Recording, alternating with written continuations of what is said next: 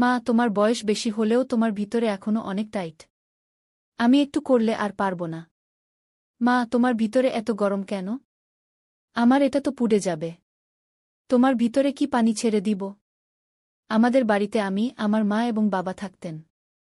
আমার বাবা রমেশ মাসে ২০ দিন কাজের সূত্রে বাইরে থাকতেন। আমার মা সুনিতা এবং আমার বয়সের মধ্যে মাত্র ২০ বছরের পার্থক্য ছিল। আমি অজয় ২২ বছর ছিলাম এবং মা ৪২ বছর ছিলেন। একবার আমাদের কাজের মেয়ে ১৫ দিনের ছুটিতে চলে গেল। মা নতুন মেয়ে খোঁজার বদলে নিজেই সব ঘরের কাজ করার সিদ্ধান্ত নিলেন। প্রথম দিন সন্ধ্যায় মা ঝাঁটা দিতে শুরু করলেন। তার শাড়ির পল্লু শক্ত করে জড়ানো ছিল। ঝাঁটা দেওয়ার পর তিনি মেঝে মোছা শুরু করলেন। এই সময় তিনি তার শাড়ি এবং পেটিকোট একটু উপরে টেনে নিলেন, যাতে তার পায়ের কিছু অংশ দেখা যেতে লাগল। মাকে এভাবে দেখে আমার মনে অদ্ভুত অদ্ভুত ভাবনা আসতে লাগল। আমি চুপচাপ দেখতে থাকলাম। এখন মা প্রতিদিন এভাবে কাপড় বদলে ঝাঁটা মোছা করতে লাগলেন। একদিন যখন মা এমনই করছিলেন, আমি আর থাকতে পারলাম না। আমি বললাম, মা, তুমি এভাবে কাপড় পরে এই কাজ করো না কি? মা আমার দিকে তাকিয়ে বললেন, কি হয়েছে অজয়? আমি বললাম, মা, আমার ভালো লাগছে না কি? মা জিজ্ঞেস করলেন, কেন? কি সমস্যা হচ্ছে? আমি সাহস করে বললাম, মা, তোমাকে এই রূপে দেখে আমার অদ্ভুত লাগে। কিছু আলাদা অনুভূতি হয় কি? মা হেসে বললেন, কেমন অদ্ভুত, কি হচ্ছে? আমি উত্তর দিলাম, শুধু মনে অদ্ভুত ভাবনা আসে কি? তখন মা উঠে দাঁড়ালেন এবং বললেন, ওহ, তাহলে তোকে চাই? যদি চাই তাহলে বল, আমি দিয়ে দিই গু। আমি অবাক হয়ে তার দিকে তাকিয়ে বললাম, মা, সত্যি? মা হেসে বললেন, কেন না? যখন তুই ছোট ছিলি তখন তো আমি সব সময় এমন করতাম কি? তারপর মা আমার কাছে সোফায় বসলেন এবং বললেন, আয়, আমার কোলে মাথা রাখ। ও আমি তার কোলে মাথা রেখে শুয়ে পড়লাম। মা ধীরে ধীরে জিজ্ঞেস করলেন, ভালো লাগছে? আমি মাথা নেড়ে হ্যাঁ বললাম। মা স্নেহে বললেন, তুমি যতক্ষণ চাস থাক। আমিও ভালো লাগছে। কত বছর পর কেউ আমার এত কাছে এল। তারপর মা পিঠ ঠেকালেন এবং চোখ বন্ধ করলেন। কিছুক্ষণ পর আমি জিজ্ঞেস করলাম, মা, তোমার ভালো লাগছে তো? মা আমার মাথা সোফার শার্টের দিকে রাখতে করতে বললেন, আর কত ভালো লাগছে। কিভাবে বলবো? স্কুলের কাজগুলোতে যদি শুধুমাত্র মন্তব্য করা হয় তবে আস্তে আস্তে বের হওয়ার দিনগুলি এসবে উপশম হবে। তারপর মা উঠলেন। আমার হাত ধরে বললেন, চল বিছানায় যাই। আমরা বিছানায় গেলাম। মা বিছানায় শুয়ে বললেন, আয়, আমার কাছে আয়। আমি তার কাছে গেলাম এবং বললাম, কিন্তু আমরা কখন এমন কথা বলতাম? মা আমাকে তার পাশে শোয়ার ইঙ্গিত করলেন। আমি তার পাশে শুয়ে পড়লাম। মা আমার দিকে ঘুরে শুয়ে আমাকে কাছে টেনে নিয়ে বললেন, অজ, এখন ভালো লাগছে তো? আমি তার দিকে তাকিয়ে বললাম, মা, তুমি কেন এমন জিজ্ঞেস করছ? এটি আমার জীবনের প্রথম অভিজ্ঞতা। আমার বিশ্বাসই হচ্ছে না যে এটি এত ভালো হতে পারে। মা আমার মুখে হাত বুলিয়ে বললেন, কত বছর পর আজ আমার ভালো লাগছে। তুমি আমাকে অনেক খুশি দিয়েছ, যেন কেউ আমাকে তাজা করে দিয়েছে। তুমি কি সবসময় আমার সাথে এমনই থাকবি? আমি বললাম, মা, তোমার খুশির জন্য আমি কিছুই করতে পারি। মা আমাকে অনেকবার জড়িয়ে ধরে বললেন, আমার অজয় কত ভালো। এখন আমরা সবসময় এমনই থাকব। আমি সাহস করে জিজ্ঞেস করলাম, মা, যদি তুমি রাগ না করো তাহলে একটা কথা জিজ্ঞেস করি। মা বললেন, রাগ কেন করব? জিজ্ঞেস কর, আমার রাজা। আমি বললাম, মা, বাবা কি তোমার সাথে থাকেন না? তোমাদের দুজনের কথা হয় না? মা গভীর শ্বাস নিয়ে বললেন, গত কয়েক বছর ধরে আমাদের খুব কম কথা হয়। ৩-৪ মাসে কখনো কখনো দেখা হয় এবং যখন দেখা হয় তিনি তাড়াতাড়ি ঘুমিয়ে পড়েন। আমি মায়ের কোলে মুখ লুকিয়ে চুপ হয়ে গেলাম। মা বললেন, তুমি কি শুধু এমনই বলছ? আমি বললাম, না। আমি জানতে চেয়েছিলাম যে তার কি ভালো লাগে। মা আমার সামনে এলেন এবং আমার গালে হালকা চাপড় মেরে বললেন, হ্যাঁ, কার ভালো লাগবে না? তুমি এখনই তো দেখেছ। তারপর মা বললেন, চল পরে আবার করব। এখন অনেক কাজ আছে। আমাকে খাবারও বানাতে হবে। এত বলার পর মা চুপ হয়ে গেলেন। আমি নিঃশব্দে তাকে দেখছিলাম। কিছুক্ষণ পর মা হাতের ইশারায় বললেন, এখন এসো আমার কাছে। আমি তার কাছে গেলাম। মা ড্রেসিং টেবিলের সামনে গিয়ে দাঁড়ালেন। আমি বললাম, মা, হাত পাশে রাখো। মা বললেন, কেন, কি সমস্যা? আমি অবাক হয়ে তাকিয়ে রইলাম। তারপর আমি মাকে আমার দিকে ঘুরালাম। মা আমার হাত ধরে বিছানার কাছে নিয়ে গেলেন। আমি বললাম, মা, এখন সোজা হয়ে দাঁড়াও আর আমার দিকে তাকাও। মা চোখ খুললেন। তার হাত কোমরে রাখলেন আর স্নেহে আমার দিকে তাকালেন। আমি কিছুক্ষণ তাকে দেখলাম। মা লজ্জা পেয়ে বললেন, তোমার বাবাও আমাকে কখনো এমন করে দেখেননি। কিন্তু তুমি এখন দেখে নিয়েছ। তারপর মা বললেন, এখন শুয়ে পড়ো। কিছুক্ষণ পর মা বললেন, আর দের করা মাঝে মাঝে জোরে ধরে রেখেছিল আমার অনুভূতি। আমি তক্ষুনি ক্ষমা চাইলাম। মা স্নেহে বললেন, কিছু না, রাগ হলে এমনই হয়। তারপর মা বললেন, এখন আমি ক্লান্ত হয়ে পড়েছি, আমাকে ঘুমোতে দাও। আমি জিজ্ঞেস করলাম, মা, আজ আমি এখানেই তোমার পাশে ঘুমোতে পারি? বাবা আসলে আর সুযোগ পাব না গি। মা হেসে বললেন, আরে এতে জিজ্ঞেস করার কি দরকার? এখানেই শুয়ে পড়ো, আমিও ভালো লাগবে। আর যখন বাবা আসবেন, যদি তোমার ইচ্ছা হয়, তবে কোনো অজুহাত করে অন্য ফ্ল্যাটে চলে যাব। আমি সব সামলাব। আমি আবার জিজ্ঞাসা করলাম, তাহলে আমি কি এভাবেই শুয়ে পড়ব? মা হাসলেন আর বললেন, তুমি তো খুব শয়তানি করছ। আমার কোলে শুলে ভালো ঘুম হবে গি। আমি আবার জিজ্ঞেস করলাম, সত্যি বলছি? মা গু আমাকে কাছে টেনে বললেন, হ্যাঁ, মাঝে মাঝে তোমার বাবারও এমন ইচ্ছা হয়।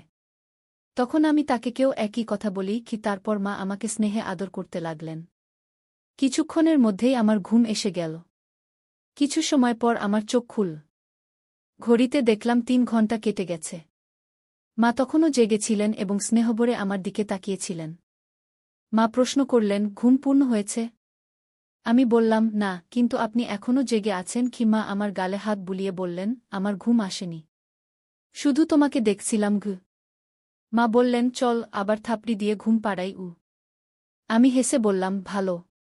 দেখো না মা গু। তিনি হাসলেন আর বললেন, এখন খুশি তো?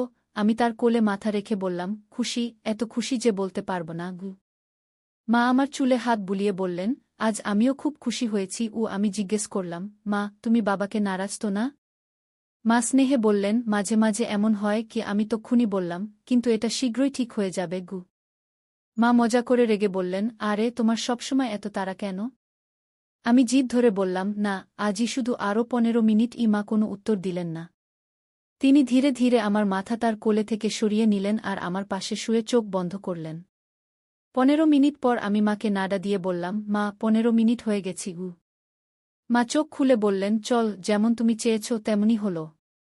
কিন্তু তুমি জেদি হয়ে গেছ। এখন তোমার এতে অভ্যাস হয়ে গেছে গু। মা বললেন, আমি শুধু এভাবেই শুয়ে থাকব। তুমি যেতে পারো। তারপর তিনি লাইট বন্ধ করে দিলেন আর চোখ বন্ধ করলেন। আমি জিজ্ঞেস করলাম, মা, তোমার কি বাবার সাথে প্রতারণা করার মতো লাগছে না? মা বললেন, অজয়, যা হয়ে গেছে তা হয়ে গেছে। এখন সে কথা ভেবে কি লাভ? আর হ্যাঁ, আমার প্রতারণা করার মতো লাগছে, কিন্তু আমি আর কারো সঙ্গে কিছু করিনি। শুধু আমার আদরের ছেলের সাথে আছি। এখন আমার কিছু খারাপ লাগছে না। এখন ঘুমো, আমিও ঘুমোব গু।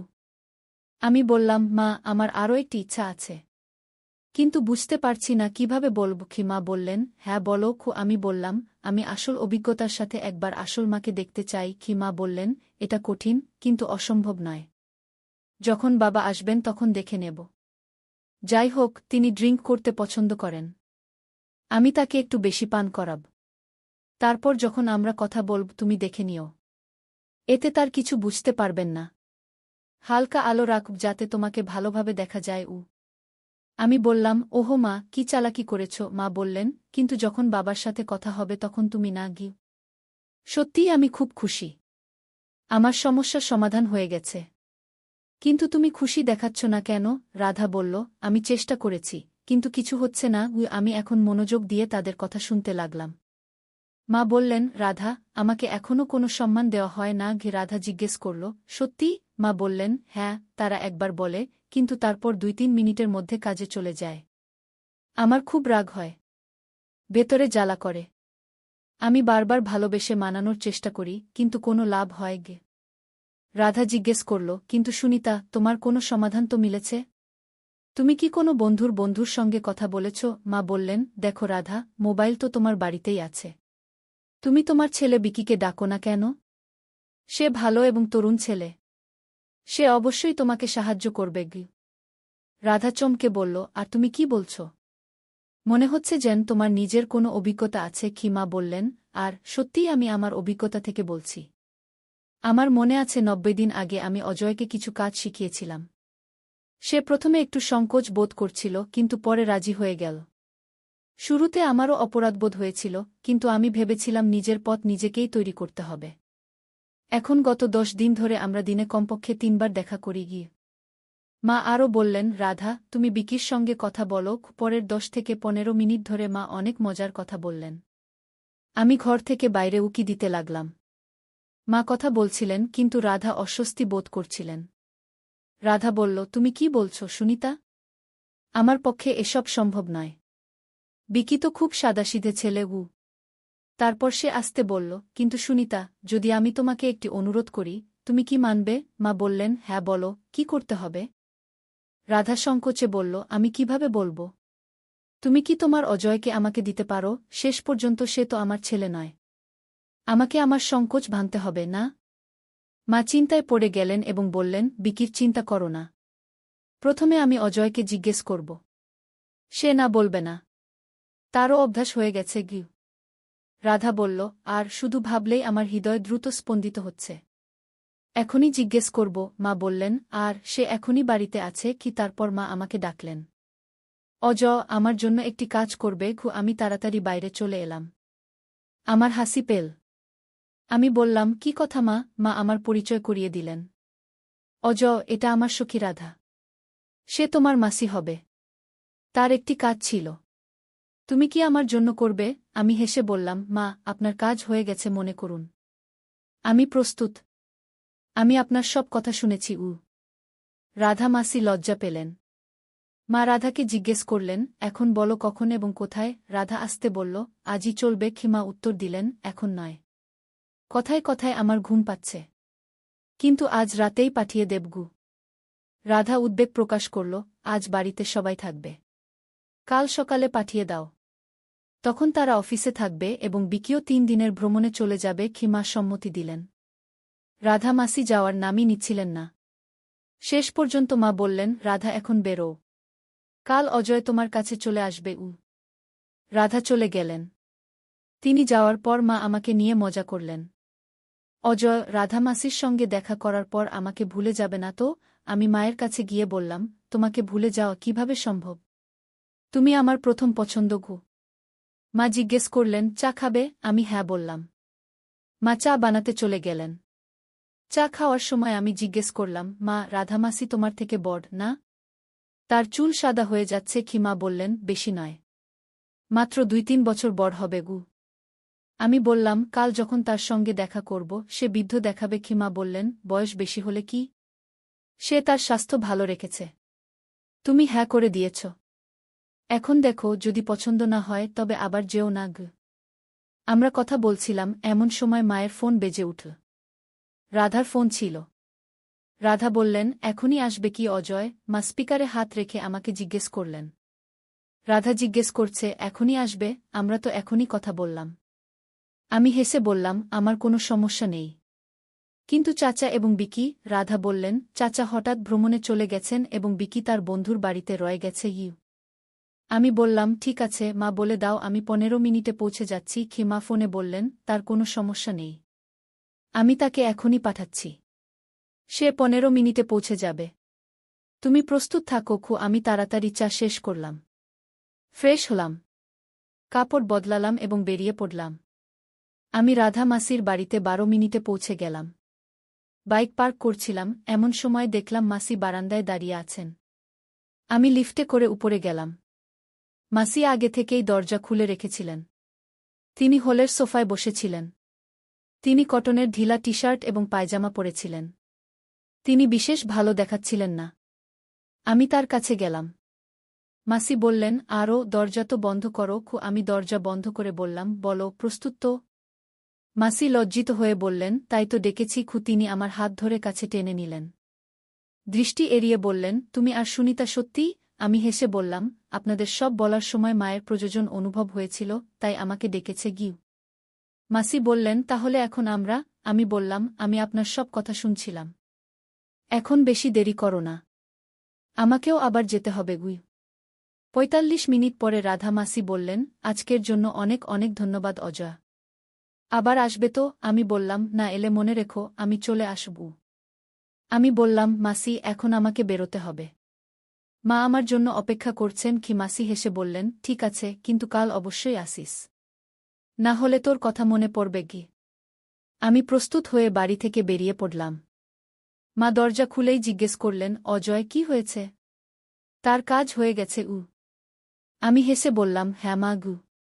মা চোখ বড় করে বললেন, ওরে এ কোন শব্দ ব্যবহার করছিস? আমি হেসে বললাম, মাসি শিখিয়েছেন, আমার ভালো লেগেছে। মা বললেন, ধন্য হোক তুই, কিন্তু একটা কথা শুনে রাখ, আমার কথা মানতেই হবে। তো বন্ধুরা, এটা ছিল আমাদের আজকের ছোট্ট গল্প। আপনাদের গল্পটা কেমন লাগলো কমেন্ট করে অবশ্যই জানাবেন। যদি গল্পটা পছন্দ হয়ে থাকে তাহলে লাইক করুন এবং আপনার বন্ধুদের সাথে শেয়ার করুন। হেডলাইন এরকম আরও রোমাঞ্চকর গল্পের জন্য আমাদের চ্যানেল সাবস্ক্রাইব করুন এবং বেল আইকন টিপতে ভুলবেন না, যাতে আপনি আমাদের কোনো গল্প মিস না করেন। ধন্যবাদ।